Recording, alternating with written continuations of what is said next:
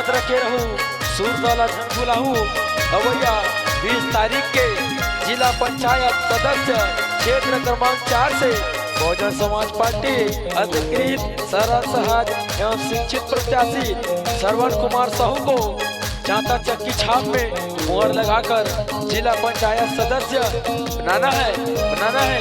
तो देखे रहो नायक जी भाई बहनी हो बुलाना नहीं 20 तारीख के चांता चक्की छाप में मोहर लगा के हमार भैया ला विजय बनाना है जिला पंचायत सदस्य बनाना है। देना है भाई देना है भैया ला वोट देना है याद रखे रहो वोट तुला देना है आपका एक वोट भैया को करे सपोर्ट देना है भाई देना है वोट तुला देना है भैया सरवन साहूला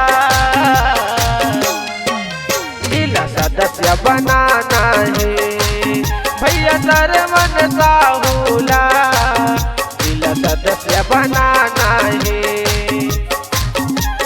देना है भाई देना है वोट देना है भैया को देना है सरवन साहू को देना है वोट तुला देना है नहीं भुलाना है चाहे ज्यादा भाई बहनी हो भुलाना नहीं देना है भाई देना है वोट तुला देना है हाथ चक्की छाप चांता चक्की छाप मुहर लगाना है तबला मुहर लगाना है आटा चक्की छाप तबला मुहर लगाना है।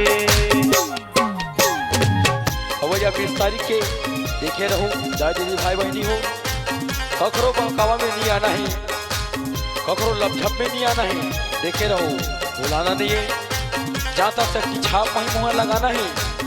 आप मन तो जानते हो संगवारी हो जिन व्यक्ति आपके वोट करे थी वो व्यक्ति आपला एक दिन जरूर देखती तो ऐसा व्यक्ति से दूर रहना है अपन उम्मीदवार स्वयं चुनना है।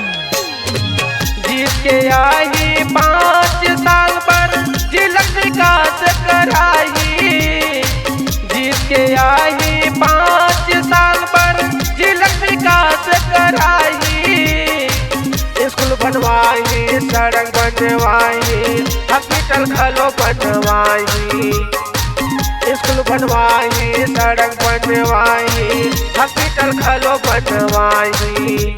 तो दीदी हो बुलाना नहीं है भैया हो बुलाना नहीं है याद रखे रहो भैया ने जिताना है जिसके आई 5 साल पर जिला विकास कराई जिसके आई 5 साल पर जिला विकास कराई स्कूल बनवाई सड़क बनवाई हॉस्पिटल खलो बनवाई स्कूल बनवाई सड़क बनवाई हॉस्पिटल खलो बनवाई। देना है भाई देना है बुलाना नहीं है भैया हो वोट भैया नहीं देना है वोट सबला देना है आपका एक वोट भैया को करे सपोर्ट बुलाना नहीं है देना है भाई देना है वोट सबला देना है।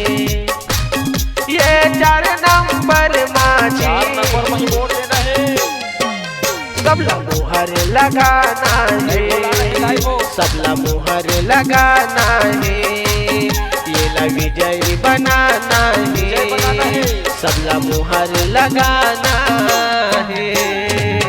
सूरदौला झंझुलाहू अवैया 20 तारीख याद रखे रहूं बुलाना नहीं है भैया हो दीदी हो भाई हो बहनी हो भैया ला जिताना है श्रवण कुमार साहू भैया ला आटा चक्की छाप में जिताना है मुहर लगाना है। कोनो दारू में बिकत है कोनो कुकड़ी में बिकत है कोनो पैसा में बिकत है आप मन ला अपन वोट सरल सहज सच्चा ईमानदार प्रत्याशी नहीं देना है याद रखे रहो।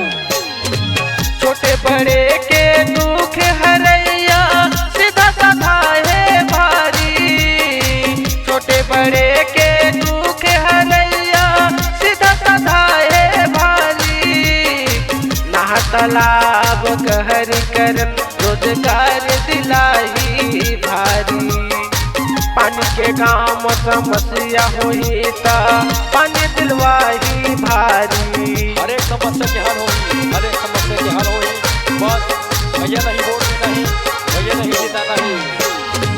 छोटे बड़े के दुख हरैया सीधा साधा है भारी छोटे बड़े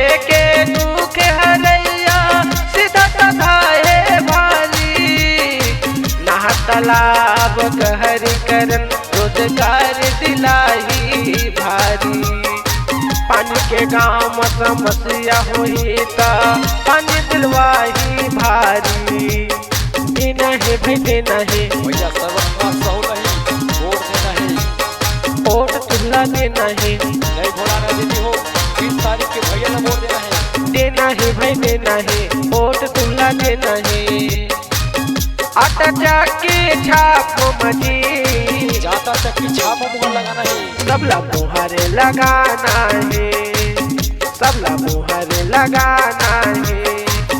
ये सरवन साहुल जी सब मिल के जिताना है।